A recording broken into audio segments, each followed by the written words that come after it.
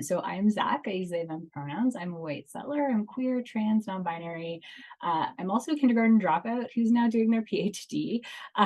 And I'm looking at the intersection of gender, specifically trans identities, and eating disorders, and looking at how to improve healthcare for us folks. I'm also a registered social worker. So that's kind of how I come to this, along with my trans identity. So I'll pass it over to Sookie to introduce themselves.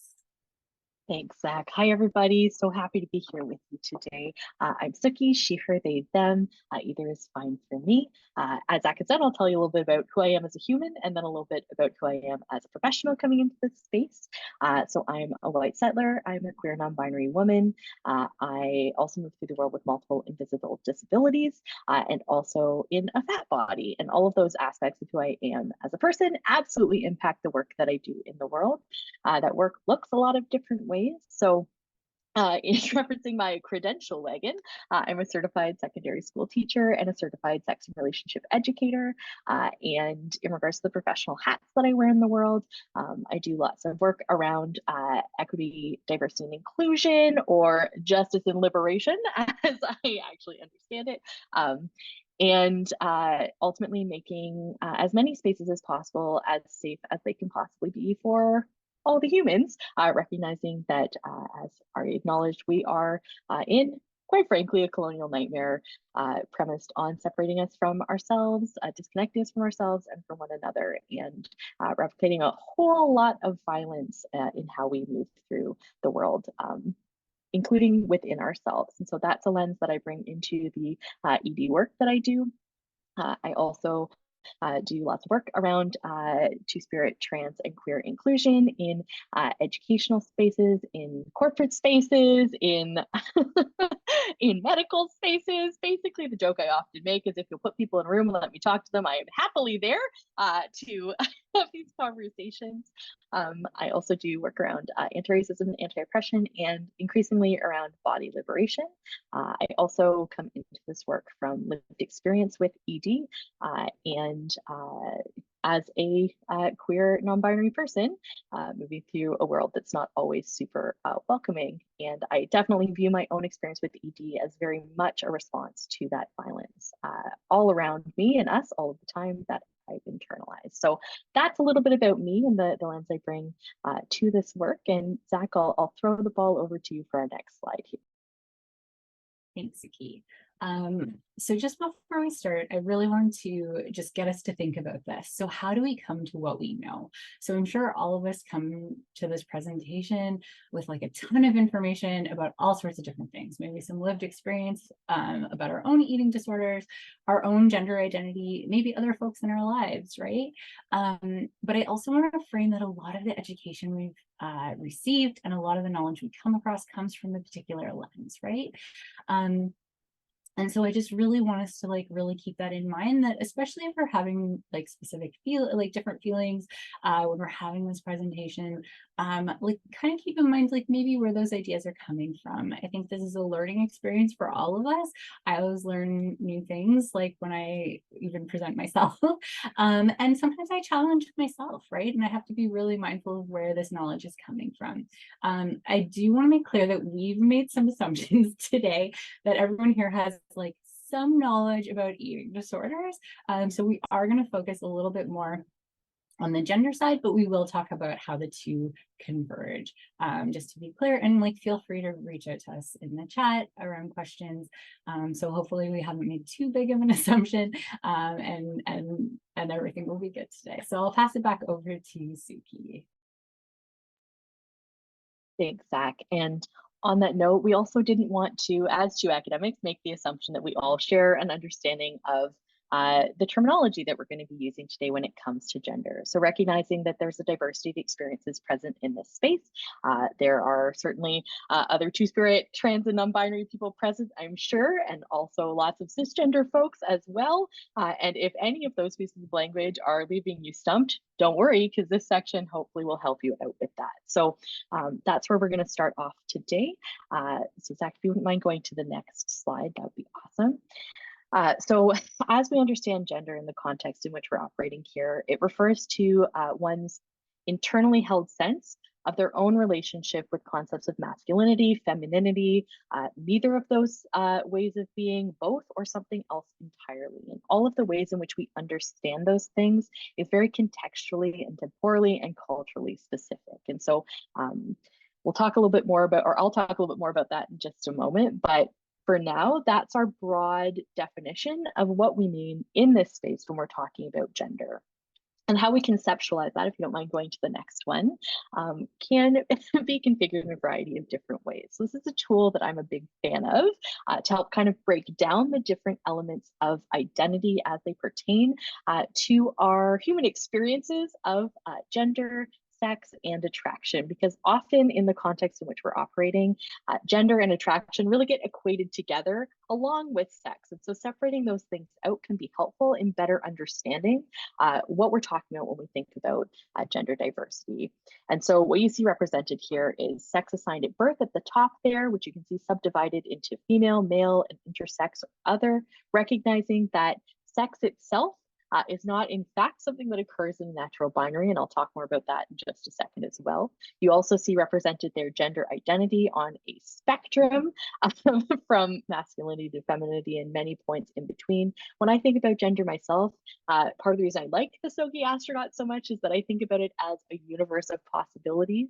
There's many ways of experiencing and expressing gender as there are human beings on the planet, and how we understand our gender identity may or may not impact how we express that gender outwardly, which you can also see represented there in gender expression. And the terms that you see referenced there are feminine, masculine, and androgynous. And I want to acknowledge that that's a really minimized way of conceptualizing gender expression, right? That's limited by the false binary system in which we understand gender in this colonial context in which we find ourselves. Underneath that, you can see represented pronouns, which refers to some of the language we might use to refer to ourselves or be more comfortable having used to refer to us by others in a social context. And then at the bottom, impacted by, but not necessarily relevant to our understanding of gender, you can see represented attraction. And often there's assumptions made around how trans, two-spirit, and non-binary people are going to experience attraction because of that equation. And so separating those things out can be really helpful because trans, non-binary, and two-spirit people might identify in all kinds of ways in regards to how they are attracted to others. So one way of kind of separating those things out is gender is about how we understand ourselves and move through social space. Attraction is about how we feel about other people and the who of that and the how of how that experience happens for us as individuals. So I'm going to the next one there, Zach. Now that we've established this framework, I want to bring in a few specific pieces of language. And the first of those is cisgender.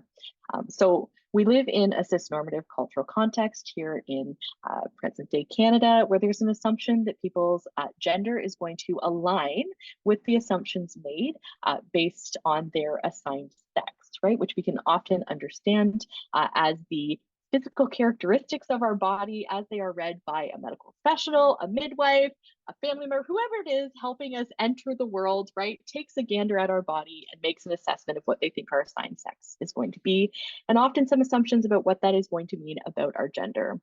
And so cisgender is a way of understanding the experience in which our gender is in alignment with the assumptions that are made about us as people. Cis comes from Latin and means on the same side as. And so if you are someone for whom your gender identity and expression is in alignment with what those expectations have been for you in your life, cisgender is a piece of language that describes that experience.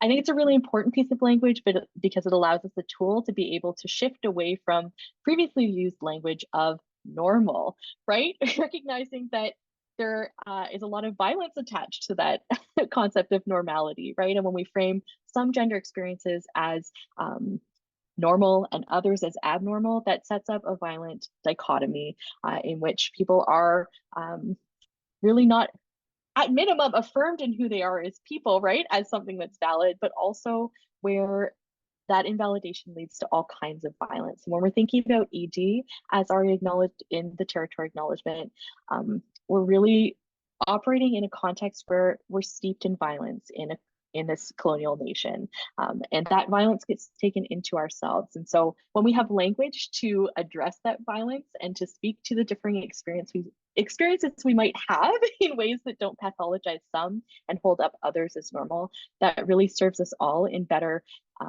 equipping us to understand everyone's experience as valid and worthy of respect and care. Try going to the next one, Zach. So there are many different identities and experiences encompassed within the trans umbrella, which is depicted here in a very lovely graphic from the gender book. You can see lots of different examples represented there, as well as a few pieces of language listed along the side, including transgender, agender, and pangender. Recognizing that we live in a cisnormative context, often folks don't have ready access to this language because it's not something that has been included in the generalized education that many of us have received as we're going through the school system. That's luckily shifting and changing over the course of time, and a little bit less the case these days. But often when folks are having an experience of gender that is not in alignment with those cisgender expectations, there's a need to seek out language to better express and speak to the experiences that we are in fact having. And so what I think is most important to pull out of this image here is the breadth and depth of diversity that is present in gender identities and experiences. There are so, as I acknowledged, many different ways of experiencing our relationship with gender, and many ways of talking about that. Do you mind going to the next one, Zach? So what you can see here is not an exhaustive list of gender identities, but perhaps a little bit more of a readable graphic of some of the identities represented under that umbrella on the previous slide. What you can note here is that there are many, many, many terms there, and the language that folks use to speak to their experience of their gender identity is often going to be impacted by the language they have access to. And so recognizing that sometimes folks have to go through quite a lot of effort to find language and understanding of the experience that they're having, sometimes you might find that folks shift or change the language that they use to speak about or through which they understand their identity over the course of time. There's many terms up here that could be used in concert with one another. So as you heard in my own introduction, I use 3 separate pieces of language that are interconnected for me when I talk about my own gender identity. And those pieces of language are genderqueer, non-binary, and woman. And all 3 of those pieces of language are super important to me. Genderqueer refers to the fact that my gender is somewhere outside of those cisnormative expectations of what my gender is going to look, sound, feel like based on the physical body in which I'm moving through the world. I'm queering my relationship with gender, which is why that one appeals to me. And if I get more specific, non-binary woman describes the experience that I'm having. Woman is a really important piece of language for me, and it's one that I've identified with throughout my life. But the way in which I am experiencing and expressing my womanhood is outside of that binary system, in that, as you can observe if you're seeing me on video, I am a woman with a lady beard. There's not a lot of space made in our cultural context for bearded women. And so even though woman is certainly in alignment with how my gender has been described by others and understood throughout my life, it's been a process for me to come to an understanding of myself where I can encompass my beard in that identity. And I think when we think about these pieces of language, what I want to acknowledge is that language is always changing and evolving, and sometimes people have a lack of comfortability with language that comes from that language having been used to put them down or to or in a way that was associated with violence throughout their life. And so ultimately what's really important is not, if you are a cisgender person, memorizing all of the possible language that folks are using if they are not cisgender to talk about their gender identity and experience, but rather to remain open to hearing what people are telling you, right? And seeing and listening to the person in front of you and respecting the language that they're using for their identity. The one piece of language I wanted to speak to here in regards to that process is at the bottom there, and that's two-spirit. And what I think is really important to just acknowledge there is that two-spirit is a piece of language that is specific to the experiences of trans and non-binary Indigenous people. And so if someone is not Indigenous, that's not a piece of language that they should be using to self-identify, because it does have a cultural meaning to it. And it's a umbrella term that encompasses a range of diverse gender identities, experiences, and expressions. For folks from a whole wide range of different gender traditions across Turtle Island, or the land masses we now understand as North America, as well as globally other Indigenous peoples across the planet. So there are many different understandings of two-spirit identity in individual nations that are different from one another. And so what that piece of language means may differ from person to person. So similarly, really important to just respect the usage of that language for the individual, but really important caveat that it is an Indigenous specific piece of language. Do you mind going to the next one, Zach? So often, as trans and non-binary people, we're asked to answer the question of how we know that we're trans or non-binary. And I think it's really important to acknowledge that gender is like a very internally felt sense of our understanding of self, right? For lots of folks, there's been a lot of time, energy, attention put into our understanding of self in a world that doesn't necessarily, because of cisnormativity, acknowledge the experience that we're actually having. And so in providing care to folks dealing with distressed, disordered eating, who are trans, non-binary, and two-spirit, I think really important to acknowledge that discomfort in ourselves and being often emerges not because we don't understand who we are, but because we live in a world that invalidates that sense of self. And so in providing support, I think really important to not question people's internally felt sense of themselves. If you are cisgender, the thing that I would ask you to think about is how you know that you are a man or a woman, right? How did you come to that understanding? Is it something that developed within you in a social context? Certainly, but also it's something that is internally felt, right? And not coming from outside of yourself.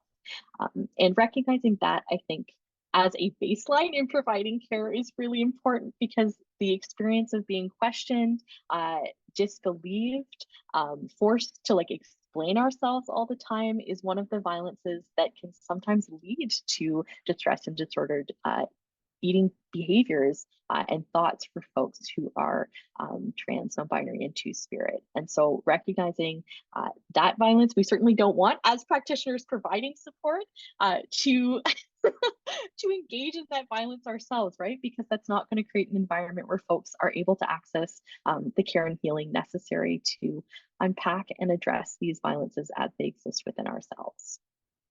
Zach, do you mind going to the next one? So often a question that also emerges here is, what about biological sex, right? Is it not true that biological sex exists in a naturally occurring binary system? And if I recall that Sookie astronaut slide, no, in fact, it is not. Biological essentialism and binary sex are in fact falsehoods.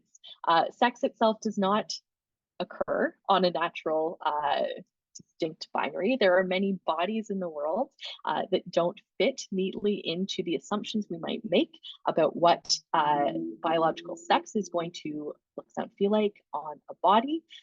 So when we think about biological sex, it exists on a spectrum, as it were. I always move away from spectrums and into, again, that universe of possibilities. But the assumptions we might make about someone's body based on their external genitalia, for example, which is one of the characteristics by which we define biological sex, about how their internal hormonal environment is going to look, what their internal reproductive organs are going to be configured as, is not always the case, right, for every individual body. So acknowledging that there is a really wide range of experiences there, I think is a really important basis from which we can go in understanding the diversity that exists when it comes to gender identity and expression.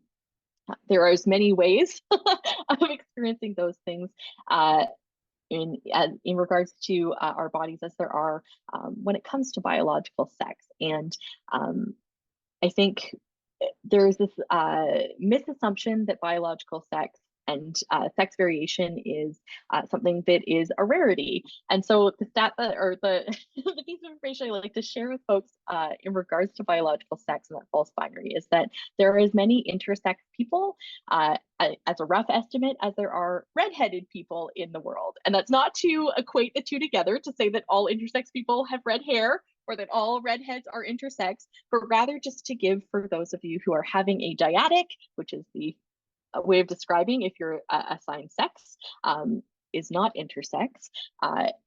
There there's many ways of experiencing that as there are when it comes to gender. That was a bit muddled, but hopefully it made sense. Zach, do you mind going to the next one, or is there anything you want to add? No? Okay, the next one. Okay.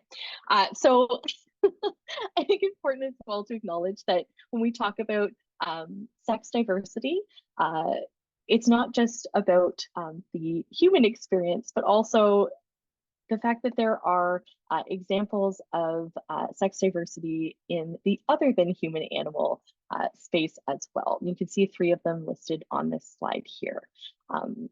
I think it's helpful to understand that there are examples of sex diversity in other species as well, because often sex is understood through a purely kind of human-based framework, right? As though it is something that we've constructed as human beings and not something that exists outside of our species. And so knowing that that diversity exists outside of the experiences we're having as humans can be helpful in reminding us that bioessentialism ultimately is a social construction, right? In the same way that gender is a social construction. So too is sex a social construction. And so expanding our knowledge around that can allow us the space to challenge the assertion that people are going to be experiencing any aspect of who they are within a rigidly defined binary system. Do you mind going to the next one, Zach? The Text Now subscriber you are trying to reach is not available. Please leave your message. Oh. Okay. Sorry, I got a little distracted there. So I think it's important to acknowledge that, as I was talking about, in the Western world, sex is something that's defined by your genitals at birth, right? So that individual helping you enter the world, gazing between your legs and making some assessments about who you're going to be based on what your genitals look like, without an acknowledgement that maybe that's not actually going to have a huge impact on how you understand yourself. And that assessment is about, you know, whether or not your genitals are in alignment with kind of like a normative idea of what genitals are going to look like. And that is kind of a false assumption based on the reality that genitals can be quite diverse in and of themselves. There's also an assumption about, as I said, the connection between your genitals and the chromosomes that exist within you. There's all different ways that might line up for people, and what your chromosomes mean as you develop and move forward in your life is perhaps going to be different than what it was assumed. So a common experience is, as folks, you can see the next list there being hormone levels, a common assumption is that like puberty is going to look a very particular way for people based on their genitals at birth. And hormone levels also vary widely and can be changed for folks. And so there's marked variety and diversity present there as well. For many intersex folks, they don't learn that they are intersex until they reach puberty, and the changes in their body are unexpected based on the assumptions based on their genitals. The secondary sex characteristics, which is the last thing you see listed there, that emerge may vary widely based on those hormonal characteristics within someone's genome and body. And so therefore, all of these different factors that are used to like prescribe a sex to someone at birth may shift and change over time because they don't exist as a static factor in the same way that gender doesn't always exist as a static factor. And equating assigned sex with gender ultimately doesn't make the space for people to be their full selves and live into the truth of their own internal understanding of their gender identity and to express themselves in a way that's going to be most comfortable. And so really important, I think, for that reason, to make sure that we're not equating gender and sex together, because that's an extremely invalidating thing to do. And also, to go back to what I was saying about bioessentialism, asserts something that is in fact not true, right? Sex and gender are not the exact same thing, and there's a lot of diversity in how those things are going to play out for people. Do you mind going back to the next one, Zach? The other thing to consider when we think about gender identity and expression is that they're very culturally and temporally specific in how we understand them, which, to go back to what I was saying earlier about like how limiting it is to think about gender expression through the lens of femininity, masculinity, and androgyny, important to understand that the ways in which we conceptualize those ways of understanding people is going to depend on where and when we happen to find ourselves. And so as a white settler, I am not here to educate you on cultures that are not my own, but we wanted to include some examples of gender systems outside of the cultural context in which we are presenting at present that are outside that rigidly defined and bioessentialist binary systems. So you can see some of these examples on these slides here, and we'd strongly encourage, do you mind going to the next one, Zach? We'd strongly encourage folks to learn more so that you can adequately support folks who you happen to be interacting with in a culturally competent way, recognizing that asserting this rigid binary system is part of the colonial violence that Ari spoke to in the territory acknowledgement, expanding that and addressing the concerns and needs of clients who you're working with through a lens that incorporates like a cultural understanding of gender that is relevant to the individual in front of you is incredibly important. So, intersectionality as a key component of the support you're providing is really important here, in that how someone understands their gender is going to, for many people, be connected to their cultural, ethnic, and racial identity as well. And so, again, going back to that huge list of terms we shared, recognizing that, again, people's access to language and to conceptual frameworks is going to be impacted by the context that they are coming at you from. So decentering whiteness, decentering colonial narratives is very key and very important in doing the work of support for folks in a way that is relevant and competent and addresses the violence that, again, so often underlies people's experiences of distress and disordered eating. Do you mind going to the next one, Zach? Another assertion that we often have to address in the work that we do is this idea that like trans and non-binary people are a new occurrence, and that's simply not the case. Trans, non-binary, and two-spirit people have existed forever. The ways in which we understand these identities and experiences have shifted, but we've always been around. And if you'd like to learn more about trans, non-binary, and two-spirit histories, I would love to recommend to you the We've Been Around video series. It speaks about many trans elders. Very helpful information there to contextualize the fact that this is not a new occurrence. And in fact, we have, as the video title would assert, been around for a very long time.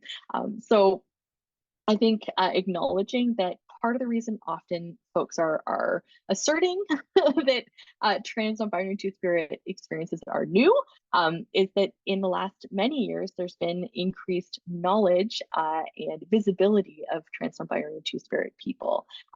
It's not about it being a new phenomenon or folks, deciding out of nowhere that they're identifying in these ways, but rather having greater access to knowledge, community, and connection to language and to frameworks of self-understanding. So Zach, do you mind going to the next one, and then I will throw it to you in just a second.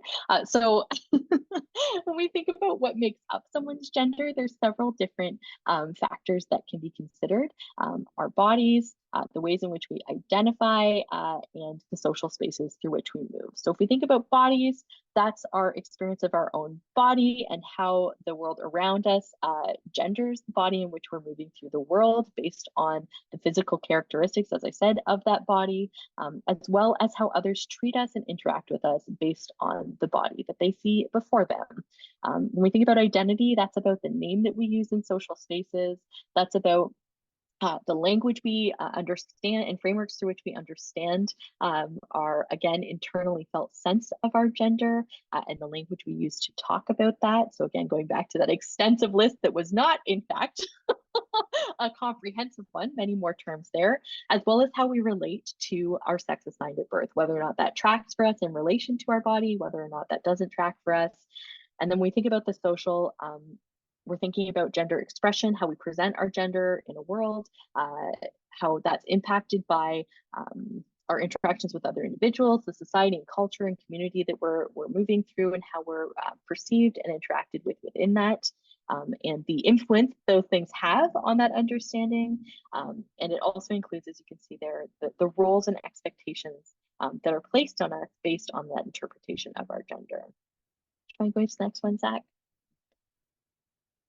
So this is a graphic I found very helpful from GLSEN that breaks down some of what's on that last slide there. And what you can see here is 4 different ways of understanding gender, including gender identity, so that internal felt sense, body, which is impacted by our assigned sex, but may not be related to it, as well as the changes or differences in our bodily experience that may be brought about through things like medical or social transition, which impacts our gender expression and in turn impacts our gender attribution. And I think really important to acknowledge that these 4 things are not necessarily going to be connected for every single person, right? Someone might identify their gender in a particular way, but may not have the means or the safety to be able to express themselves in a way that's in alignment with that gender identity.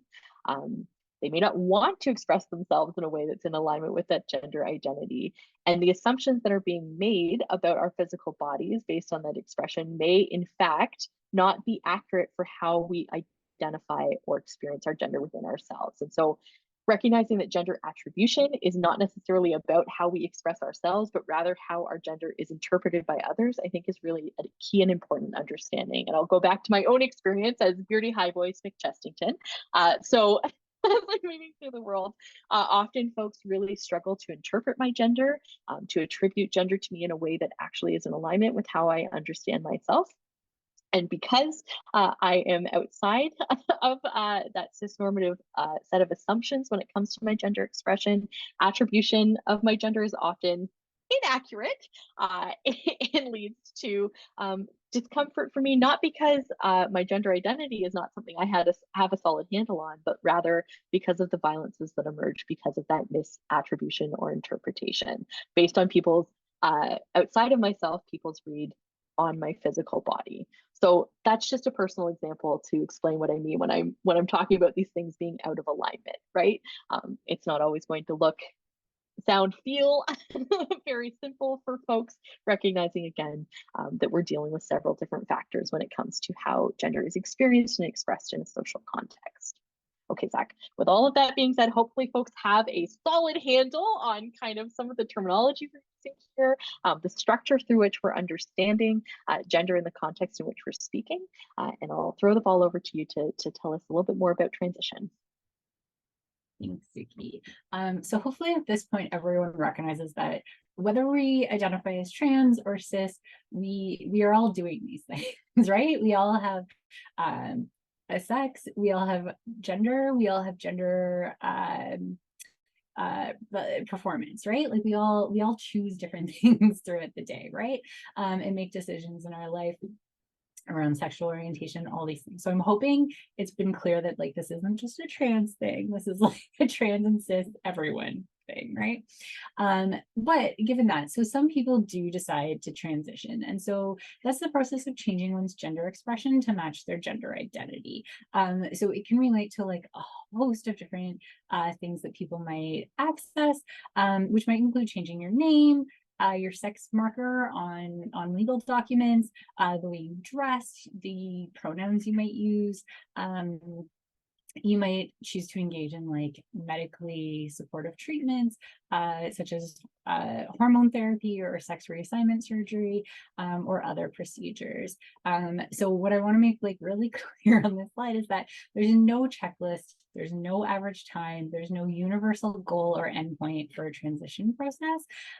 Each person will decide what meets their needs, and that might be language that someone uses, it might not be language that someone uses, even if they access some of these things. So when we think about transition, we can think about it in two ways. So we can think about it as non-medical transition and medical transition. So when we're thinking about non-medical transition, we can talk about things like laser hair removal, growing our hair, cutting our hair, shaving, speech therapy.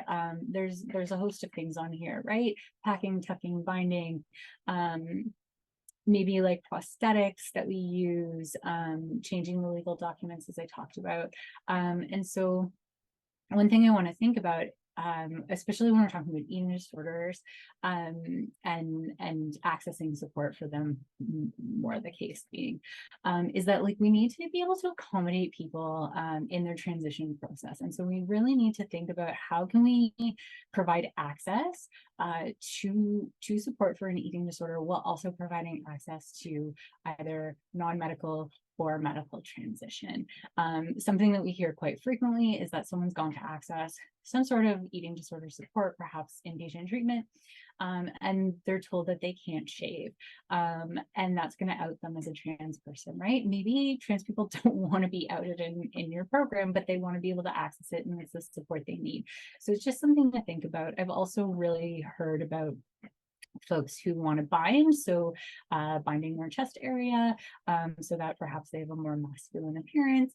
And I've heard from folks that healthcare providers are making comments about that being part of an eating disorder rather than part of a gender affirming process, right? So I think what we need to think about is, even though things can look in particular ways, it might have very different meaning to the people accessing our program than maybe ourselves as practitioners. So something to keep in mind. And as we're working as practitioners, how can we support people in doing what they need to do to access transition, whether it's non-medical transition or medical transition. So usually when we're talking about medical transition, that's hormone therapy, chest, face, genital, or other gender affirming surgeries, which folks may access, may not, and then fertility preservation.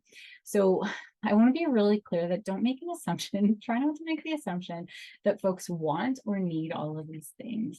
It's going to be different for each person. And I would really, I don't know, how do I put this nicely? Not making assumptions around, specifically around fertility preservation. Some folks may be very clear that that's not something they want to engage in. It's also something that's extremely expensive and can be really traumatic for folks. But it's also something folks may want to access. So I think we really need to be able to respect people's decisions around these things, and also recognize that some people may want it and may not be able to access it due to financial barriers. And so getting acquainted with what our options are, depending where you are in Ontario, we have some coverage for these things, but not very much at all, and most comes out of pocket. And also fertility preservation may not be needed. We're starting to find that particularly folks who are assigned female at birth who go on testosterone, for example, can go off of it. I personally was on testosterone for about 5 years before going off of it and having my child, and then chose to go back on it afterwards. It is something that needs to end. You do need to stop hormone treatment if that's something you're going to do, but also just not making the assumption that people either want to have children or don't have children. The next slide I'm going to is an example of what hormone therapy does to different bodies depending on the types of hormones that are accessed. Particularly, this slide is mostly just here to point you towards the resource of Sherburne Health. And so they have published guidelines that you can access that explain all the changes for that folks can undergo and that could happen if you access hormone therapy. What I'd like to show here is that, the expected maximum effect can take quite a while. It can take 3 to 5 years in some cases. So I think there's this assumption that if someone tries hormones, they will be stuck with all the changes.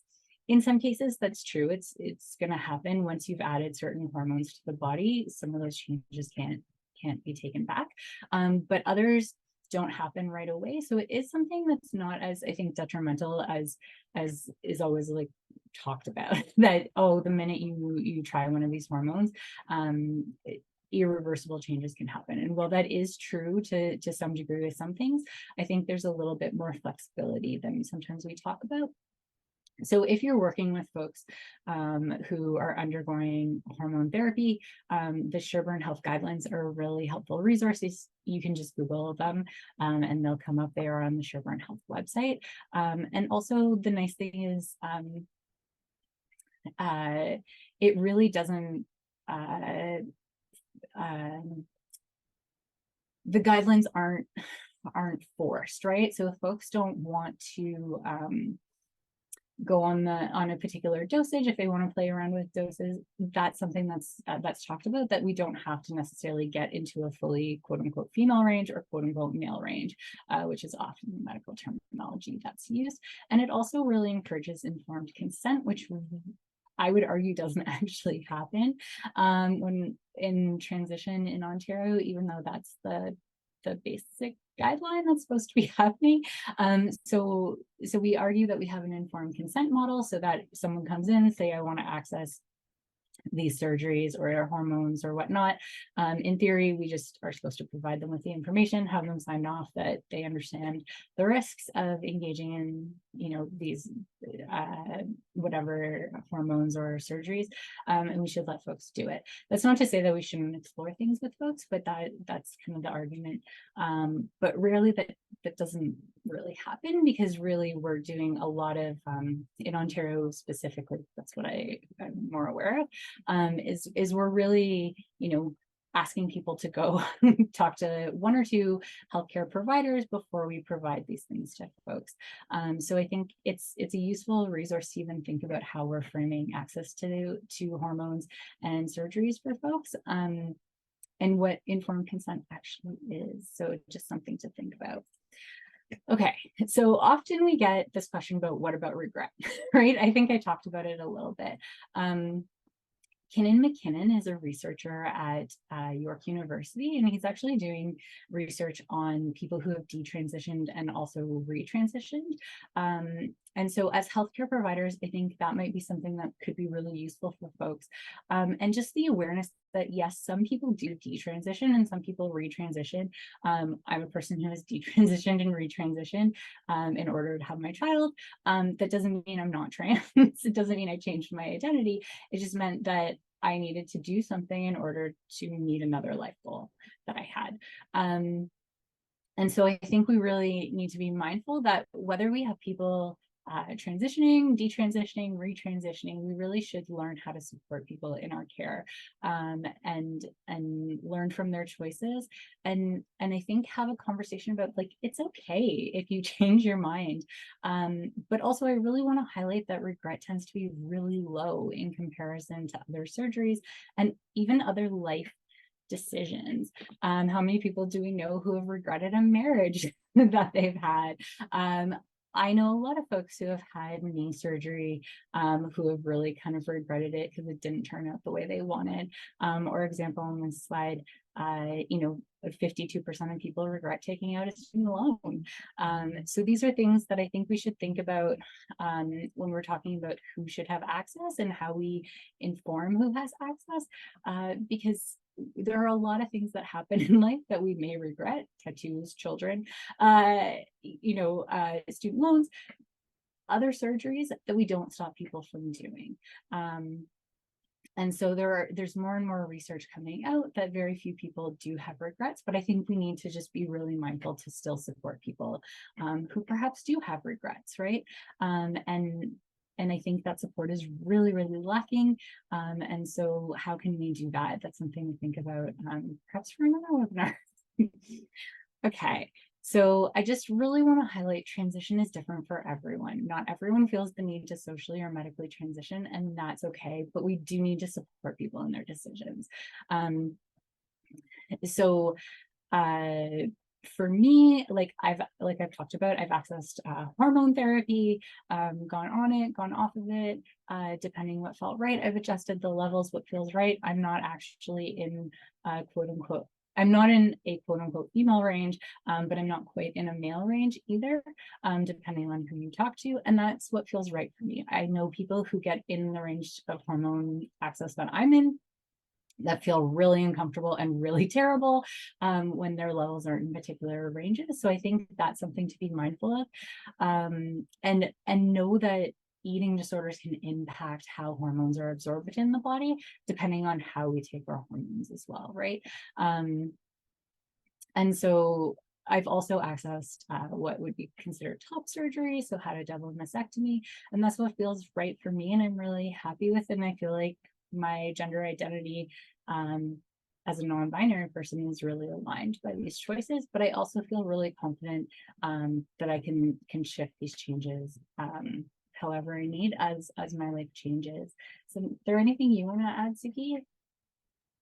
Sure, thanks, Zach. So Zach and I use pretty similar language in that we're both non-binary to talk about our gender, but what transition has looked like for me has been very different. It has been a process of just accepting what my body does on its own without any intervention of any type in a medical setting. And so my hormonal environment is such that if I leave my face alone, I grow this lovely lady beard. As I mentioned earlier, I have no interest in accessing any transitionary medical care.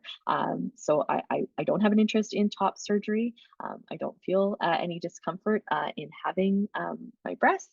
I also, don't feel the need to go through any of the other changes that might be brought about when it comes to accessing taking testosterone or another hormone therapy, such as deepening my voice, for example. And I think this is a perspective I really wanted to share because there's often this assumption that like there needs to be some sort of transitionary medical care access in order to validate someone's trans, non-binary, or two-spirit identity, and that's not really the case. I also want to acknowledge that like the times where I have considered top surgery have been exclusively related to the ways in which that will minimize the violence I experience on a daily basis, again, because people fail to attribute my gender in a way that is in alignment with how I understand myself. And for that reason, I often have a difficult time moving through the world, and that can, as someone with lived ED experience, can be extremely difficult because that violence can lead to symptomatic thoughts and behaviors, right? A desire to make my body smaller so that my secondary sex characteristics are less evident to other human beings. And those feelings wouldn't be present for me if I wasn't experiencing that violence in a social setting because, as I said, I'm not experiencing any discomfort with my physical self outside of that experience, which is ultimately rooted in colonial ideas of what femininity is supposed to look like, which are based in white supremacy and a whole lot of anti-fatness. And so really, for me, I think acknowledging that like medical transition hasn't been part of how I'm transitioning is something that I wanted to speak to.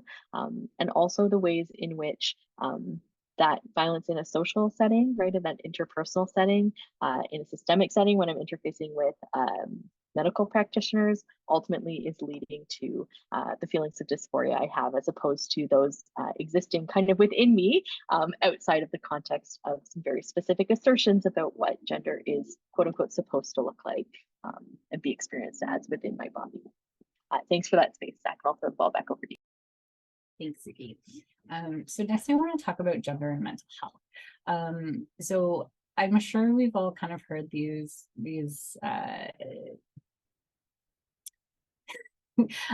popular beliefs that trans folks are mentally ill. And so I think there's been this move to shift that, right? Particularly from trans folks doing a lot of hard work, trans, two-spirit, non-binary folks. And so the World Health Organization has actually ended classifying trans identities as mental illness. So in the ICD, the International Classification of Diseases, which is predominantly used in Europe, but the DSM, the Diagnostic and Statistical Manual of Mental Disorders, have actually uses all the codes and is based off of the ICD. So they have shifted the definition, or sorry, gender identity disorder out of the mental health category and have moved it into, I believe, sex and gender. I forget the actual classification, but that was a really important move to just really undo this pairing of trans folks with mental illness or mental health. But I would say that, you know, trans folks face a lot of discrimination in the DSM and the ICD. This classified, oh, I just totally forgot the word. It's okay, it's fine. But basically it says, I forget the actual term, it will come to me. But basically it just says the discrimination that trans folks and queer folks face in the world really impacts their ability to have good mental health, right? So if a trans person is facing discrimination in employment, not able to keep down a job because they're being discriminated by either their employers or by customers, that's going to impact our mental health, right? If landlords are discriminating against trans people, that's going to impact accessing the housing, right? It may impact our ability to access food, clean water and food. And it may jeopardize our ability to access family support and connection or friendship, right? And so depending on what's going on for someone, all these things that we need, right? This list is all these things that we need to have good mental health. So I think there needs to be awareness of that when we're talking about trans folks and how being trans gets classified as a mental health issue rather than just gender that, you know, is just happening for folks, and that we're like actually experiencing discrimination in the world that can really impact our ability to have good mental health, right? And so I think that doesn't always get talked about in the way that I think it really needs to be. So I really want to like take away trans people are mentally ill to like trans folks may have a mental health diagnosis, but there might be other things going on there, right? Okay, we're going to shift gears a little bit and look at some of the research. So this is kind of my area of specialty, and so hopefully I'll convey some of it to you folks. There's a lot of stuff in my head, so we'll see what we get to. But I think what I want to like really think about is I'm so impressed by the number of people who were here today and the number of people who have signed up, because the one thing I found in my research is that through reading research is that people's preconceived notions about trans and queer folks really limits their ability to intake information and new knowledge about queer and trans folks. And so when we look at medical professionals and we rate their biases towards trans folks before going into a class where they're learning about trans folks in medicine, it doesn't matter if they're taking that class, their preconceived notions and biases will override what they're learning in that class. And so that's why in the beginning I really asked us to be open to what we're learning today and some of the conversations we're having, because I think I'm going to talk about some of the outcomes of my research in a little bit, but I think if we don't kind of hold this in mind, then how are we going to implement some of the things that we're learning and we're talking about, right? Or be able to learn new things and take that into our practice, right? So in 2020, I completed a community-based participatory research study that looked at trans adults' experiences of eating disorders in healthcare. And so my terms were really broad. So in terms of healthcare, it meant any type of healthcare that folks access. So it could be eating disorder support, inpatient treatment, outpatient treatment. It could be accessing a dietitian, nutritionist, a family doctor, a chiropractor, any sort of non-Western medicine was totally encompassed in the definition of healthcare. Eating disorder, the terms eating disorder was self-defined. And so anyone who identified as having had an eating disorder, if I remember correctly, though most of the participants had received a formal diagnosis at some point, but I really wanted to include anyone who really felt that that label fit them. It's not a label that I always like to take on because it's based in colonialism. So I know that not everyone who might be struggling with what we consider an eating disorder may not actually take on that label. So I was pretty broad with that because I also know that accessing healthcare can be pretty detrimental for trans folks. And so a lot of folks may go undiagnosed, right? And then obviously one's gender identity was also a self-identify. So as long as you personally identified as trans or in the trans umbrella, you are welcome to participate in the research. Unfortunately, my research was a very small sample just because it was master's research. And so it wasn't the large sample size that I really would have appreciated to have. Also, a lot of, I think all the participants were white. And so that's really going to change the findings probably, right? And I think that really needs to be taken into consideration. Unfortunately, most of the eating disorder research, as far as I found, is predominantly white. It's very rare to have inclusions of folks outside of that. And so I think that's something we really need to think about when we're reading a lot of research on both trans and eating disorder folks and experiences, because we may not be getting a full picture. And I think what hasn't necessarily been said yet is that, you know, a trans person with an eating disorder may come to access us for support, but that doesn't mean that they're not coming with their other identities, right? And so while we can be knowledgeable on trans issues and we can be knowledgeable on eating disorder issues, we may not understand how folks' other identities are really impacting the situation as well, right? Okay, so one of the things I found, which may or may not be surprising to folks, is that accessing healthcare was really traumatic for folks. And so I'm just going to read this one quote. So I've experienced, this is participant number 5. I've experienced such great harm from healthcare providers.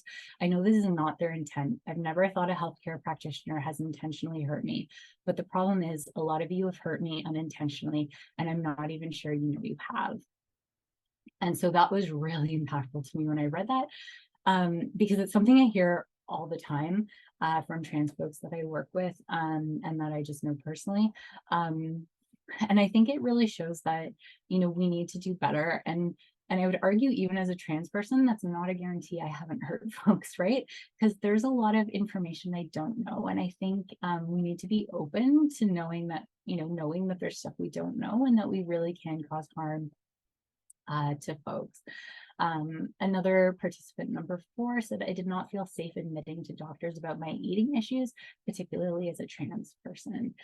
So I think we really should, you know, hold that in mind, because while trans folks can have eating disorders, it doesn't mean all trans folks have eating disorders or struggle with eating issues or exercise.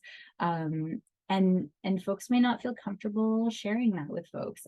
I often say, if we don't see ourselves in media, in presentations, in information about eating disorders, if we don't read it in folks' personal narratives, if we don't hear about trans folks accessing treatment for eating disorders, it's almost as if trans folks with eating disorders don't exist, right? And so it can't be a trans issue, which I'm sure you're all here because you know that's not true. And so something to really keep in mind as we're going through this presentation. So participant number 5 also wrote, because we get left out of medical training, we are seen as more problematic and fucked up when we show up for help, and providers aren't aware that this is even a thing, eating disorders in trans populations.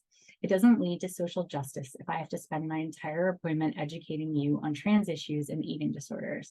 I hate being the one who's better informed on both topics, and it doesn't elicit confidence, especially if you then proceed to tell me how you're going to treat me and help me without going away and doing your homework. We get harmed, hurt when you don't know. We are left to suffer, and we are forced to do things other patients don't have to do. It's more energy we have to spend when we may already be exhausted. You, healthcare providers, are there to help, and we need to feel like this is true. We want to have the same experience as other people who access you for support, because we are thriving and want to continue doing that, and we don't need unnecessary barriers because we do exist. Because what does that say to us when you don't know? Because it makes it harder to ask for help when we know you don't know, because we are erased, and that isn't okay, because you might learn that this, being a trans person with an eating disorder, isn't always a limitation, because you might start to see other aspects of your practice differently, because why not? If you could do better, why wouldn't you want to? Because the consequences of not being informed can be life or death for some of us. So that also really resonated with me. And what I loved about it is, if you could do better, why wouldn't you want to, right? And so I think we really need to hold this in mind when we're really thinking about learning about trans folks with eating disorders, and how we can help folks, right? And so I know you're going to ask me next, what can health care providers do to help? So one thing I heard over and over and over again is just, trans folks with eating disorders don't feel listened to or heard. Folks keep talking about, it's not what's written in a textbook.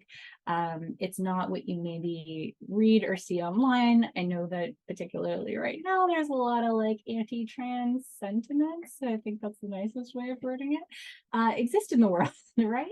And a lot of that stuff comes from misinformation and are blatant lies. And if that's the information we're taking about trans people and bringing into our practices, even if it's just a partial bit of some of that, it's not going to be helpful, right? And so I think what folks are saying by listening and hearing them is, we really have to sit and listen.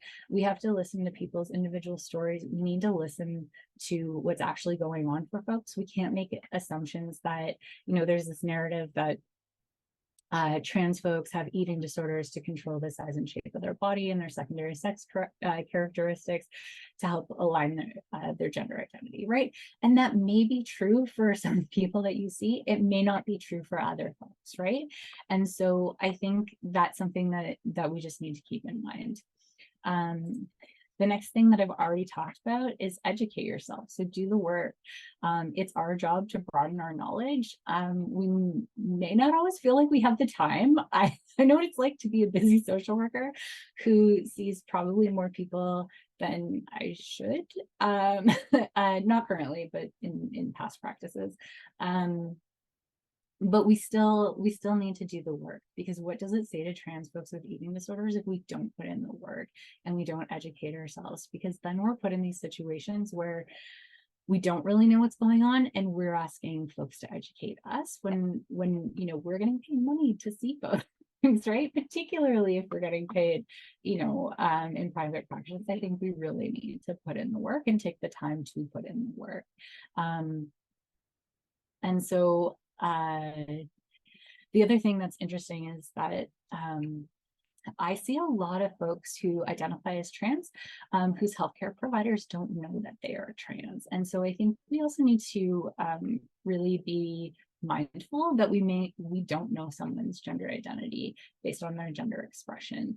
And some people will actively not tell us if they don't think we're safe. And so if you as a healthcare provider continuously see people, but you've never seen a trans person in your practice, maybe question that fact, because it's probably much more likely that you actually have had a trans person in your practice. They just have not felt comfortable enough to broach that topic with you. And maybe they started to tell you and it didn't go over well, or maybe they've made the assumptions themselves for whatever reason, but I think it's something we really need to be mindful of. So if we can educate ourselves, then it's going to be easier to incorporate our learnings into our personal practice. So the next few slides are going to seem a little repetitive, but I would beg to differ that there's a unique perspective on each one.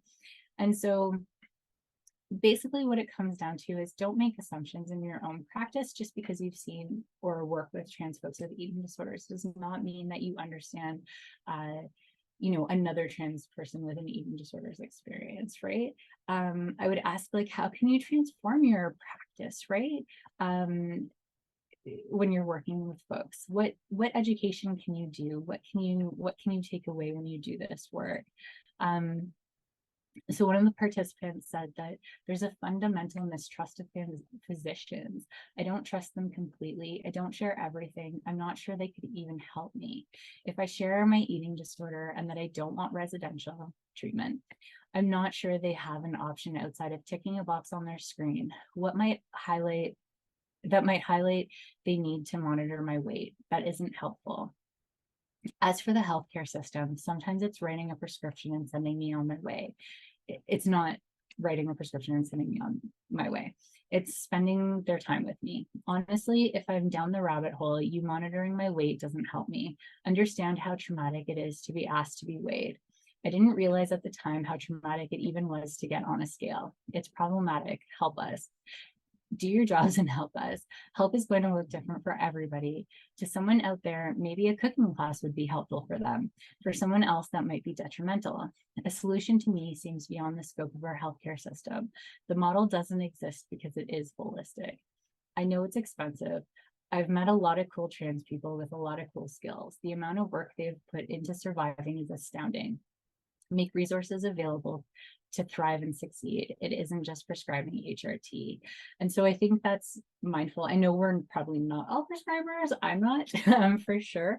And so if you're not a prescriber, it's not just, referring a trans person to someone who can prescribe HRT, hormone replacement therapy, or help them access surgery. Yes, that might be a really great step, but I think it's also being really mindful of what a person needs when they come to see you. And so for this particular person, weighing them, not useful, but maybe, providing them access to a cooking class would be really, really helpful in relation to treatment for an eating disorder. But it definitely sounds like just spending time and listening, going back to the first slide, is what would be most helpful to this person. And so I think sometimes we think that just listening can't be super helpful. We feel this need to do more, but I'd like to differ. And maybe sometimes that's all someone needs and is why they're accessing us. So maybe having those conversations about what's helpful for someone, and not making assumptions just because we have a particular treatment model that we need to follow. So kind of going into that, incorporate a continued and shared education model into your workplace. So building on educating ourselves as providers, we need to then use that in our practice. So continue to educate ourselves, use people's pronouns, and have a space to convey that to other providers you work with consensually. And so if you're talking about one person in specific, so if you have someone accessing your services, make sure it's okay with them. If they've disclosed to you that they're trans and have an eating disorder, make sure it's okay to tell the other people in your practice. I think oftentimes we kind of default to a model of care where, we all work together, we have a team, we can talk to other folks about things, but I think that we should really ask folks consent about what is okay to share and what is not okay to share, because some trans folks may not want that information disclosed to every member of the team. But also, keep in mind that maybe our forms need to change, right? Maybe our trainings need to change in our workplaces. Okay. And so incorporate learnings into your workplace and discipline. So I would argue bring these learnings into your regulatory bodies also, right? I know that the College of Physicians and Surgeons of Ontario was supposed to implement a training on trans folks. I'm not too sure if that got implemented, but I know it came out of a lot of human rights cases that they saw. And so I'm sure that they are not the only discipline that has that issue, right? And so I think we really need to advocate with our regulatory bodies to kind of change and incorporate trainings at that level as well. Another thing to think about is when you bring your education, bring it to your staff meetings. One thing that I learned that's really interesting, I don't know if folks can see, there's this really great book called Sick Enough by Jennifer Gaudiani. And she talks about how it's really important to kind of understand how, especially for trans folks, blood work might be impacted by hormone therapy. So for example, in trans women with eating disorders, I think it's phosphorus, don't quote me on this. I think it was phosphorus levels can look quite different if estrogen levels are too high. And so that's something to be mindful of, right? We have to do this information. We need to share this with our coworkers so that when we're working as a team or when we're working with the individual, right, we can understand kind of some of these things that are going on for folks because it may be different based on someone's hormones. Right. And so I would question whether, you know, the same thing could happen for maybe like cis women that have really high estrogen or other folks that have high estrogen. So it's something to really be mindful of. Just like we don't know, you know, everything about a trans person. We don't know everything, you know, cis folks' blood work does not look the same either. Right. So just something to really be mindful of. Okay, expand beyond your understanding of the world. So it's okay that you come to this work from a particular perspective, right? But like the quote on this page says, admitting ignorance is a powerful tool in a healthcare practitioner's arsenal. And I think that can be really hard to hear because I think a lot of us are taught that we should have the answer, right? But to go back to the quote, to say, I don't know, let's figure this out, instead of acting as the authority, maybe saying, what can I do for you? What does getting healthy around food look like for you, right? Taking into consideration not just someone's gender identity and eating disorder circumstances, but also just every other circumstance that surrounds them, right? Is something to be mindful of. And just constantly, you know, check in. Where am I coming to the assumptions I'm coming to about someone, right? And even though I've been taught X, Y, Z about what treatment needs to look like, maybe in this case, it's not appropriate. I'd argue that this goes beyond trans folks to all folks accessing eating disorder treatment, really, or supports. But just something to be mindful of, I'd say in general. I'll leave that there. And then unpack your biases and practice reflexivity. So I don't know about folks, but I went to a really critical social work school and we had to do a lot of work on like, what are our biases? Why do you work with people the way you do, right? Let's just acknowledge we all have them. So let's try and know what they are, and let's try and figure out, you know, once we know what they are, how do we kind of work with that, right? Moving forward. So something else to think about. And then let trans and non-binary folks make their own healthcare decisions. So we may not like their decisions, but they're their decisions to make. And we don't know why someone comes to the decision they make. But instead of fighting it or really, you know, trying to get folks to change their mind, how about we try and understand it and go from there? So really, you know, ask folks like, where are you coming to this decision from, rather than saying that's not recovery aligned or something like that. So those are things I heard. And then the final point is transitioning can help with eating disorder recovery. So a lot of times I've heard that from folks accessing eating disorder recovery supports that they've been told to like delay transition, or folks are concerned about the impact transition will have. All the data supports that allowing folks to access transition really improves mental health outcomes, even if it's just protecting, like adding one of those protective layers, right? So allowing someone to be more themselves probably will help someone feel more confident in accessing recovery, right? So it's not necessarily that accessing hormones will stop eating disorder symptoms, but it might help someone feel more aligned in their body to then be able to do the work in recovery. So something to think about. And then finally, this wasn't one of the major findings or points that folks from my research wanted to get across, but it is something that came up quite often. So accessing care from trans and non-binary providers is really important for trans and non-binary folks. And if they aren't at your organization, why might this be? So maybe take some time to think about that if it's something you haven't thought about, and maybe think about how you can change that, but also be aware of what are the systemic barriers that might be stopping trans and non-binary providers from working at your organization. So with all of that, I'm going to pass it back to Sookie. Back. So we want to finish on the idea of allyship, recognizing that if you are having a cisgender experience of gender, you are positioned to act as an ally. And I want to be really clear that it's about an action as opposed to an identity, right? One cannot identify as an ally. It's a set of practices and ways of being in which you are using the privilege you have access to as someone who, as a cisgender person, is accessing gender-based privilege within a cisnormative society. And so thinking really critically about how you can ensure that you are using that privilege to amplify the voices of folks who don't have access to that privilege, and to lessen the boundaries that Zac was just, or sorry, the barriers that Zac was just speaking about when it comes to accessing care for distressed and disordered eating.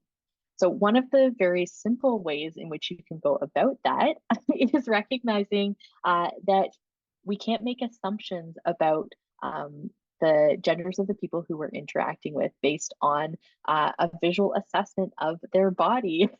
So giving folks the opportunity to tell you who they are and how they understand themselves in conversation and in the bureaucratic practices that you're using within the settings in which you are moving. So, you know, providing space on forums, for example, for folks to share information about their gender identity in a way that is as broadly defined as possible. So not just including like man, woman, but rather including a space where, for example, you're asking gender : and then providing a space for someone to just fill in the word that's going to work best for them. You're providing space for folks to share their pronouns with you, not just on those forms, though I would recommend below that gender line, including pronouns and a space to write those in as well, but conversationally as well. And as a cisgender person, one way of going about that is when you introduce yourself, including information about your pronouns, right? So saying your name and your pronouns as part of how you introduce yourself. There are many different pronouns that folks might use. Commonly known ones are she, her, and the singular they. And a note on the singular they, just before I shift into the other things I want to say here, it's something that's been in usage for hundreds of years. There are examples of they being used in Shakespeare's writing. I am an English language instructor, and often in interacting with other English teachers, the thing I hear very frequently in doing the work I do in educational settings is that is grammatically incorrect. And, you know, I'm here to tell you it is not grammatically incorrect, and I wouldn't allow grammar to impact how I am or am not including people as a baseline. But the Modern Languages Association has given us the big thumbs up, the high five, that they, them, and the singular is in fact grammatically correct within English language usage. There are many additional neo-pronouns that folks might be using. You can see Z and Z represented on the slide, but similar to our slide with gender-based terminology, this is not an exhaustive list of pronouns. And so really providing space for people to share what's going to feel most comfortable for them, and then listening and putting, as Zac was speaking to, the necessary work into being able to use people's pronouns as easily and naturally as you possibly can is incredibly important here, because often what you're communicating, to go to the next one, Zac, in not using someone's pronouns is that person is, oh, the slide is not showing up properly. That person is in some way, there we go, is in some way an inconvenience, right? That, you know, by saying that someone's using someone's pronouns is quote unquote too hard for you, that it's too, what you're ultimately communicating is that it's too difficult to put the necessary labor into meeting someone where they're at and respecting who they are as a person. And I want to go back to what Zac was sharing around, like the vulnerability of coming out, right? Of constantly having to reveal ourselves to the people around us. I think it's an incredible generosity to speak your truth to another person, and to be received with anything other than kindness in that moment is such a violence. And so making sure that you're able to show up in those moments in a way that honors the person before you is really, really important. There's lots of ways to get used to using pronouns. Minus 18, which is an organization of young trans, non-binary, and queer folks out of Australia, has a great pronoun practice app, a technological tool you can use to practice pronouns. You can also use low-tech tools like putting a little sticky note by your bathroom mirror or on your fridge, somewhere you're going to look every day, to make sure that that information is getting into your mind. Practicing pronoun usage with folks who are not going to be impacted by the violence of messing up is another way of going about that. So, for example, if there is someone in your life who has a pronoun shift and you're trying to get your brain in alignment with your mouth, practicing can be a really important way of strengthening those neural pathways, so that in the moment you make sure that you're referring to someone in a respectful way. As a teacher, if you go next one, Zac, something that I often recommend to folks is having a form that they provide to the folks they're interacting with in a classroom setting. This is also possible in a clinical or support setting as well, where you provide an opportunity for folks to share with you in writing the name that feels best for them, as it might differ from the name they want used in a social setting. You can see class listed here, but you know, you could equally use this in, as I said, a service provision setting, as well as the pronouns that are going to feel best for them, and whether or not those pronouns differ depending on the environment that you happen to be moving through. So does someone want you to use different pronouns for them in the waiting room than they do when you're together alone in an office? Versus in a support group, are the pronouns someone wants to use different from the pronouns they might want to use outside of that space if you happen to see them in a social setting out there in the wild? So making sure that you're allowing space for folks to communicate the nuance of how they are best and most comfortably going to be referred to in those social settings is one of the ways in which we can, one of the very basic ways in which we can support folks in feeling as safe as is possible, recognizing that, as Zac shared in regards to the findings of the research, there's such a high level of unsafety that folks are feeling de facto as they're moving through the world in general, and especially in an environment where there's such a high level of trauma associated with accessing care in a medical or support setting. Am I going to the next one, Zac? So a few tips here on how to be an ally on this excellent poster. But ultimately, what is most important is listening to the person in front of you and making a commitment to doing the work and the learning that's required to act in allyship. And that's not just in relation, as Zac and I have both already spoken to how people are identifying and experiencing their gender, but in regards to all aspects of who we are as people. So addressing any internalized racial bias you might have, anti-fat bias, ableism, and bias towards folks moving through the world with disability, assumptions we might make about what disability looks, sounds, and feels like for folks, as some examples of what we mean when we talk about taking an intersectional approach to allyship. So recognizing that, again, the action of allyship is something that is ongoing and requires a lot of effort and work and learning. But also that effort, work, and learning is something that if you are experiencing privilege, you have a lot more energy to take on than people who are experiencing the violences associated with moving through the world in ultimately often mostly marginalized experiences, right? Recognizing that someone's not just necessarily experiencing trans misogyny or trans antagonism, but they might also be experiencing racialized violence and anti-fatness, anti-disability violence. Like there's so many different violences that are interplaying and interlocking with one another. And so when you aren't experiencing those things, you have a lot more energy to do the work necessary to help address and minimize the violence that others are facing on a day-to-day basis. And that's especially important in a context where folks are trying to access support for the ways in which those violences can play out in our own psyches and bodies, which is particularly relevant to distress and disordered eating. So Zac, is there anything you want to add before we shift into our question period, or shall we conclude for now? I think I really want to go to the graphic on how to be an ally to the transgender community. Certainly do get to know me, educate yourself, right? Use folks' names, right? Use their pronouns. But please don't out trans folks without their permission. Always ask. Never ask what someone's name was before. Don't make assumptions about someone's sexual orientation, and don't ask about genitals. I've definitely been in doctor's appointments where they had no need to know what was in my pants, but felt the need to ask me every time I saw them. And that's just, you wouldn't do that to anyone else. I hope not. And so I would just really like to reiterate that point, because I think these are all points that happen to trans folks quite frequently, and they're just basic things. I'm hoping it's just basic knowledge at this point.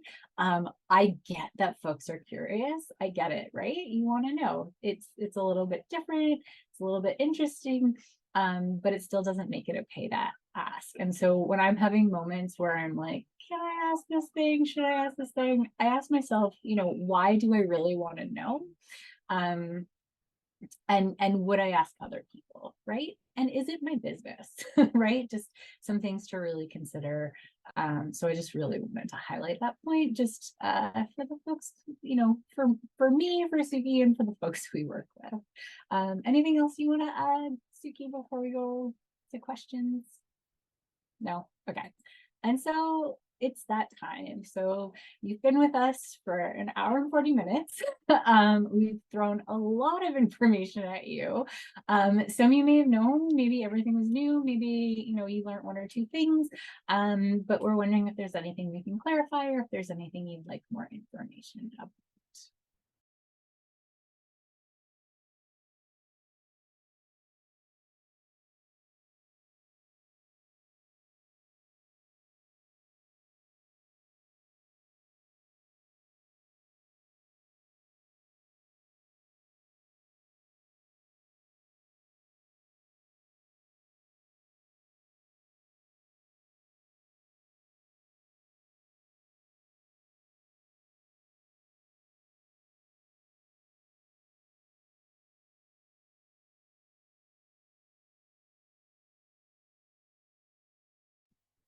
Cool. I have some questions that are coming in through the anonymous feature. So I'll read some out loud, and Zac and Sookie, feel free to take what you want to take, and anything that you feel like you have trouble answering, don't hesitate to let me know, and I can always speak up. One attendee is asking what we have discussed while we have discussed acutely gender-affirming care for eating disorder, can that also be replicated to other forms of care that queer people need? Any comments folks want to share on that? Sure, yeah, I'll jump in, Zac, and I'll throw it to you. I would say absolutely. I think that a lot of the tips and tricks that we shared are applicable across a variety of identities and experiences, because ultimately what we're trying to center here is treating the person before you as the person that they are, right? So making sure that you're not making assumptions based on preconceived notion or bias, and really putting a lot of effort into recognizing, again, that like being a care professional, right, is a really a position of incredible responsibility, recognizing that there's a lot of harm that we can do when we don't put the necessary energy and work into addressing our internalized biases in a way that prevents us from bringing stigma and discrimination into the way we provide care. So I touched a couple times on my experiences as a fat non-binary person, as someone who moves through the world in a larger body and also deals with distress and disordered eating. I have been harmed to an incredible degree in trying to access care, in that like it's often not believed that I could be a fat person with the eating disorder that I have. Which I'm realizing that there are probably different guidelines in this space than there are when we do support groups. So I'll name that I am someone who moves through the world navigating anorexia. And as a fat person who's anorexic, like I have never been believed that that's my experience, because fat people are encouraged to engage in a whole lot of the symptomatic elements of anorexia as a de facto assumption, right? As something that's like constantly reinforced and like encouraged by the toxic diet culture in which we're moving. And so if I'm trying to access care from physicians and that's not recognized, the experiences I've had are what result, which are that when I was a young person, really trying to work out all of the parts of who I am as a person, my primary care physician congratulated me for the impacts of my ED, instead of recognizing that I was someone who maybe needed assistance and care around that. And so that's not about my trans identity or experience. That's about like the holistic parts of who I am as a being, right? And so had that physician like addressed their anti-fat bias, they wouldn't have done me that harm, right? And they would have been better able to support me, and I would have had less to deal with and to navigate between like being able to come into a fuller understanding of myself. And so I think for that reason, it's really important to address all of the internalized biases we might have, because we might have our shit together, as it were, our poop in a group in regards to some aspect of social identity. But if there are gaps in our other understandings, we can still be doing harm, even if we're making our best efforts when it comes to being inclusive and caring when it comes to gender diversity. So that's something I want to add to that conversation, and also to say that, like, of course, doing learning and putting energy and effort into addressing those things is going to serve the people that we aim to support, kind of outside of the context of gender diversity as well. Zach, is there anything you want to add to that? Sure, thanks, Sookie. I guess I think this is all really translatable to other areas of work. I don't know where you're coming from specifically, but whenever I work with someone in my practice, I try and go away and educate myself. So I'm not sitting there asking people to explain things that I perhaps should already know as a practitioner. And often I'll say, I don't know, but I'm going to go away and do my research and I'll come back to you. And I think that's really translatable, right? One of the slides one of the participants in my research had talked about asking their healthcare provider, their family doctor, to access hormones, and the family doctor situation, it did not go well. In this person's case, the family doctor called them later saying, I messed up, like, let's try this again. And the person went back in, and the family doctor had done all this research, and they were able to get access to hormones. I realize that might not be your case, but I think, we may only get one chance with a trans person, right? We may only get one chance with a person with an eating disorder, right? Or however someone's identity, intersection is happening. And if folks have come from identities that have experienced a lot of violence in healthcare or other, areas, I think we need to be really mindful that we might just get one chance with them before they give up and won't access help ever again, right? And so I think it's better for us to say, we don't know, let's go do some research, or try and do some like preemptive research for that day that someone we've never worked with walks into our practice, right? Even as, you know, a teacher, it's something I do to be really mindful of. And so I think all these things are translatable. And so I think, you know, take using pronouns, take not asking particular questions, take asking appropriate questions, right? Like not the nosy ones, like how does your eating disorder and your gender identity intersect for you, right? What does that look like? What's going on for you? Do you think they're related? Are they not related? Those are appropriate questions. Depending what type of work you do, maybe those questions are different, but I think it's really translatable. Thanks, Zach. Thanks, Sookie. Have a few more questions that have come in. This next person works as a registered dietitian in eating disorders and also a personal trainer. And they ask, how do you feel about gender affirming exercise in the context of ED recovery, such as like weight training or potential body focus changes around gender expression, while also navigating that when that can sometimes come up around ED symptomology?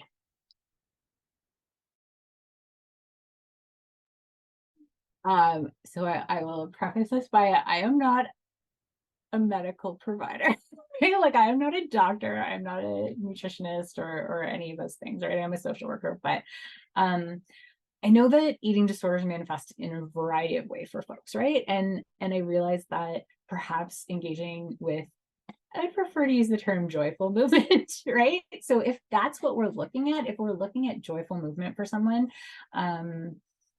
then I think, yeah, go ahead, right? Unless like a doctor says you don't, and then that might be like a very specific case. And maybe there's like particular types of movement or exercise that can be incorporated. But I think it takes someone really looking at it, like really asking themselves, can I do this in a joyful, healthy way, or is my eating disorder still dictating what I want to do right now, right?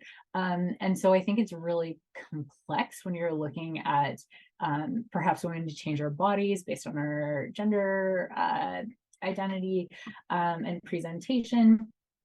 But I think we have to do some really deep soul searching on that one, because I think, you know, there's nothing wrong with wanting to have the body we want to have, but if getting that body requires us to engage in activities that don't make us, like, don't truly deep down make us happy, then I think it's questionable, right? And so I think that's something we need to be really mindful of. And I think there are going to be people who can perhaps engage in those sorts of activities and in joyful movement throughout eating disorder recovery. And I know there's people who just like don't feel like they can, right?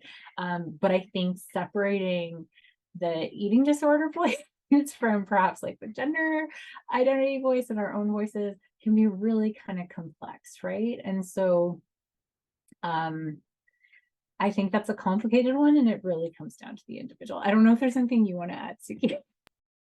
Yeah, absolutely. So I would say, as a practitioner who is providing support around nutrition and movement, taking a body liberation approach is essential here, recognizing that a lot of the representations we see of trans and non-binary bodies in media are very much imbued with a lot of the most toxic elements of diet culture, and being prepared to support your clients in better understanding the impacts of those messages and how they might envision their post transition body can be really important, because that ED voice is often very much in alignment with that high level of toxicity within toxic diet culture.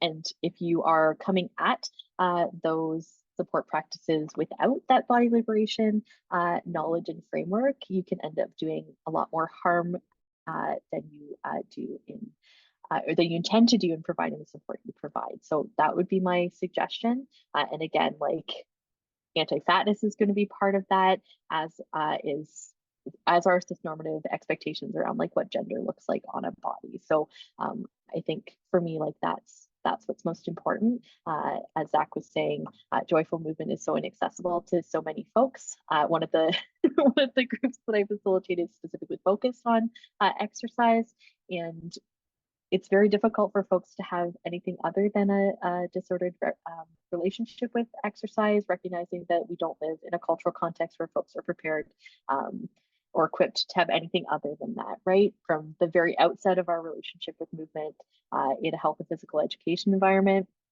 that toxic diet culture is present. And so it's inevitably going to impact how people relate to movement. And that's going to impact how they relate to movement in relation to their transition. And so body liberation as a framework is a tool that we can use to help ourselves in better supporting the folks who we're aiming to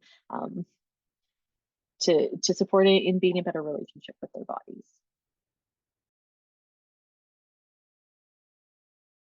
Thanks, you too. Moving on to another question. Someone says they struggle with report writing using gender pronouns and sometimes accidentally switch back and forth. Is there a script format?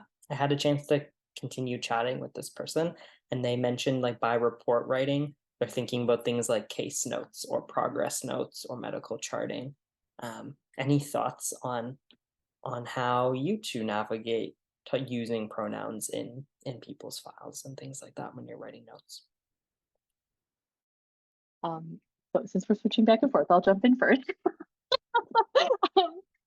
So I think a key point here is remembering that even if you knew someone to use different pronouns before, the pronouns they use right now are the pronouns that you should be using right now consistently in your notes, right? And I want to make that distinction because there are folks out here who use rolling pronouns, right? Who may use multiple pronouns in how they are most comfortably referred to. And what rolling pronouns look like for each individual is going to vary quite widely. So you note in my in my introduction, the way in which my name appears on screen, I use she and they. And the context in which I feel more or less comfortable with one or the other of those is gonna shift for me. But that's not necessarily going to be true for every single person.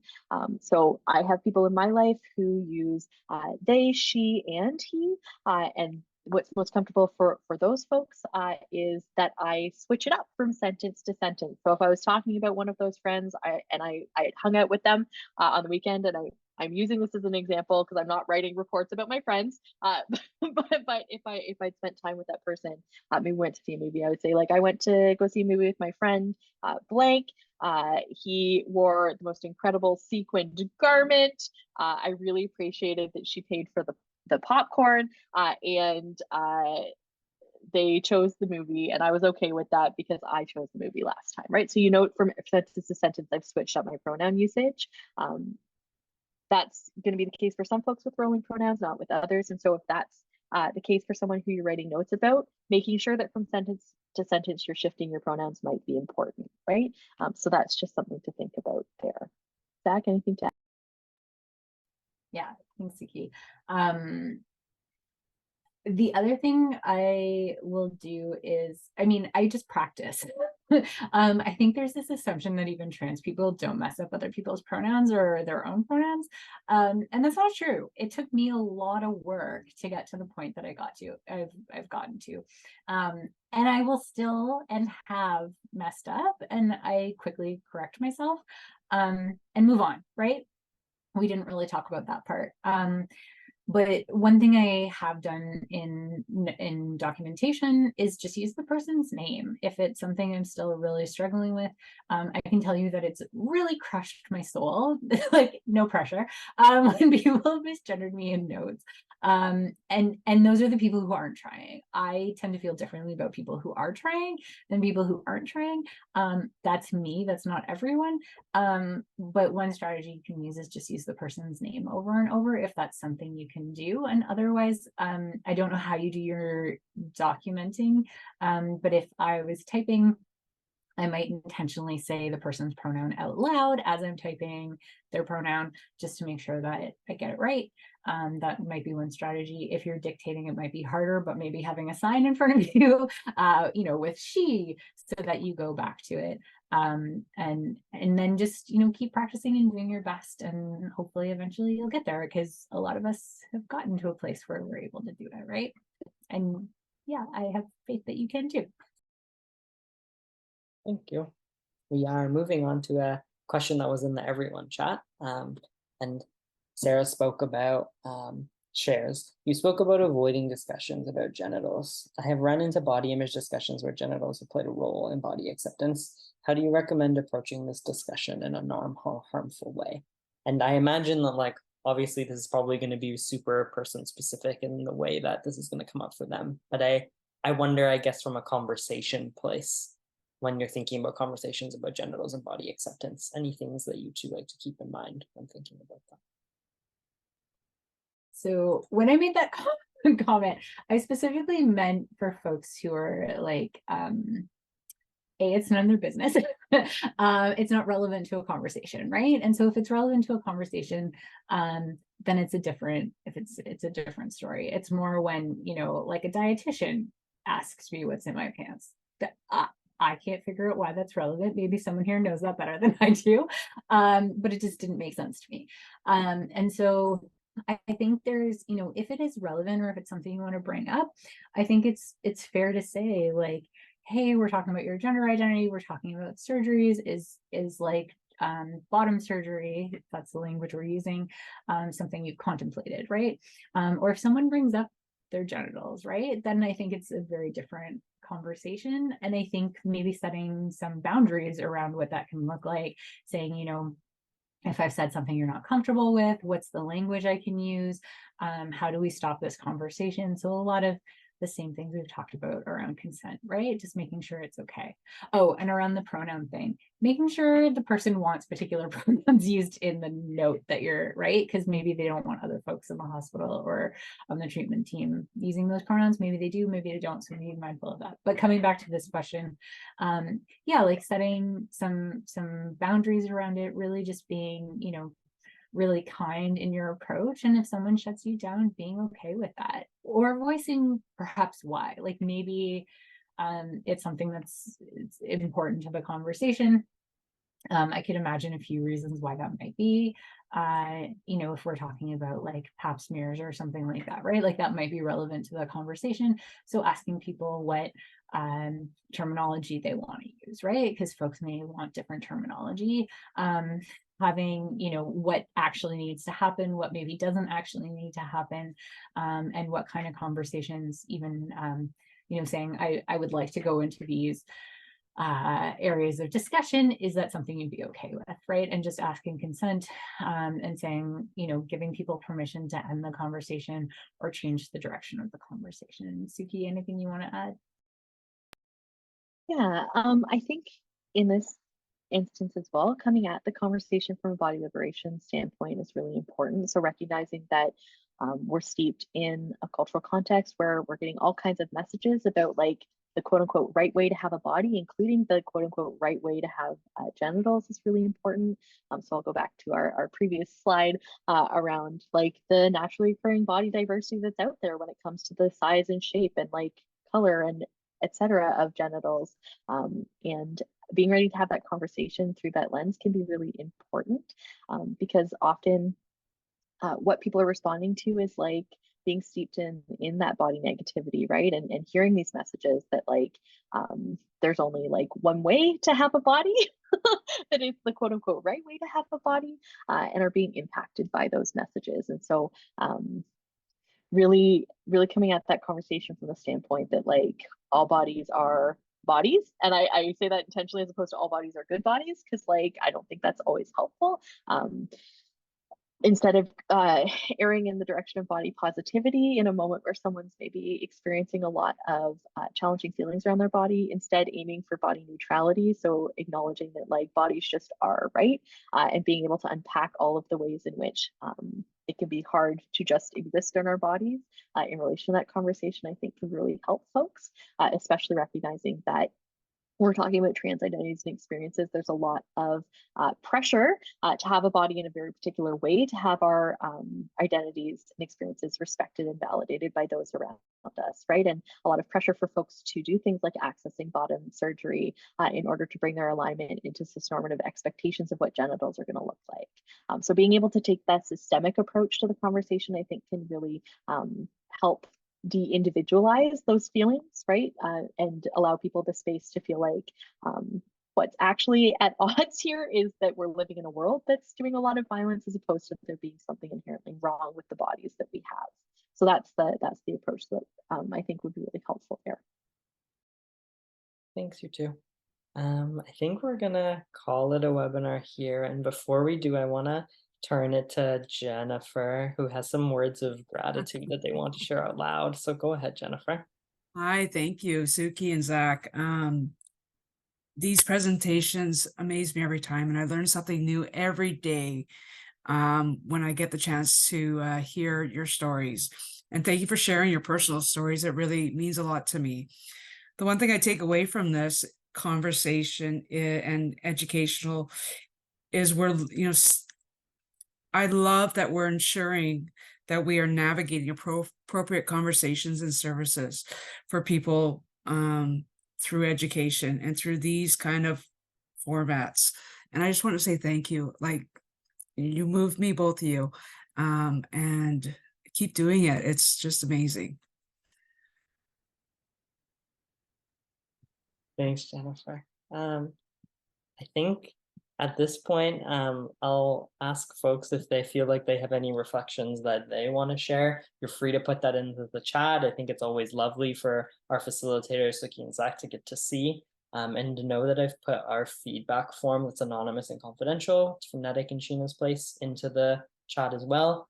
You'll be getting a post-webinar email with this information, as well as a recording in about a week's time, as well as like some resources that Zac and Sookie are going to share. So thank you so much for taking the time to attend this webinar with us. Feel free to leave your comments, and we will see you again soon. Thank you.